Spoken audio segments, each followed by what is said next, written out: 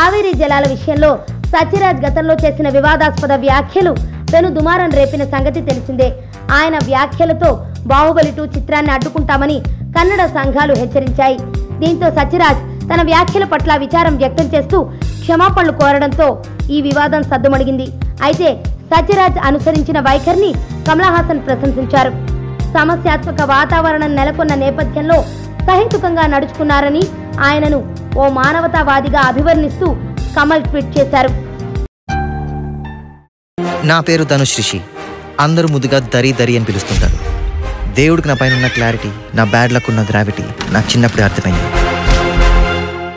నా లైఫ్లో luck factor రాంగ్గా ఉండొచ్చు, కానీ లవ్ ఫ్యాక్టర్ మాత్రం చాలా స్ట్రాంగ్గా ఉంది. ఒక మనిషి చేయి చూసి తన జాతకం మొత్తం చెప్పేయగలను.